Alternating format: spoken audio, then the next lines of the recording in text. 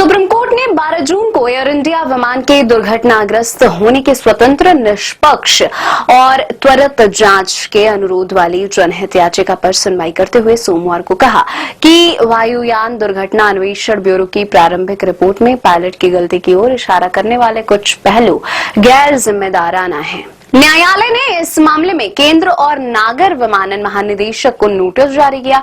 न्यायमूर्ति सूर्यकांत और न्यायमूर्ति एन कोटेश्वर सिंह की पीठ ने 12 जुलाई को जारी एआईबी की प्रारंभिक रिपोर्ट में के कुछ पहलुओं पर गौर किया। गैर सरकारी संगठन सेफ्टी मैटर्स फाउंडेशन की ओर से पेश हुए अधिवक्ता प्रशांत भूषण ने आरोप लगाया कि दुर्घटना के बाद गठित जांच समिति ने 3 सदस्यीय विमानन नियामक से थे और इसमें हितों के टकराव की आशंका हो सकती है।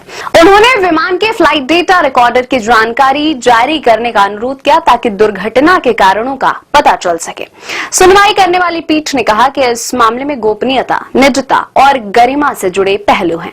उसने कहा कि दुर्घटना की अंतिम रिपोर्ट पर ही ध्यान दिया जाना चाहिए। पीठ ने आगाह किया कि कुछ विशेष प्रकार की जानकारी जारी करने का गलत फायदा प्रतिस्पर्धी विमानन कंपनियां उठा सकती हैं। साथ ही कहा कि वे केवल दुर्घटना की स्वतंत्र, निष्पक्ष और त्वरित जांच के सीमित पहलू पर नोटिस जारी कर रहे हैं।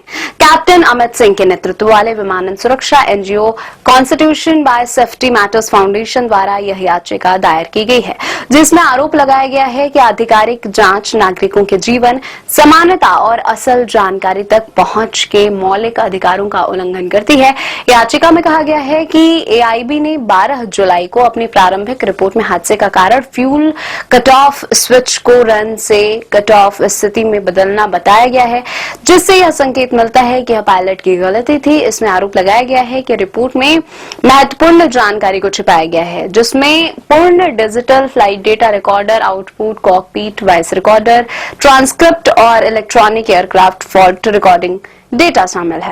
याचिका के अनुसार इन जानकारियों के बिना दुर्घटना की पारदर्शी और निष्पक्ष समझ संभव नहीं है। लंदन जाने वाला बोइंग 7878 ड्रीमलाइनर विमान 12 जून को अहमदाबाद हवाई अड्डे से उड़ान भरने के तुरंत बाद ही मेडिकल कॉलेज के एक छात्रावास से टकराकर दुर्घटनाग्रस्त हो गया था।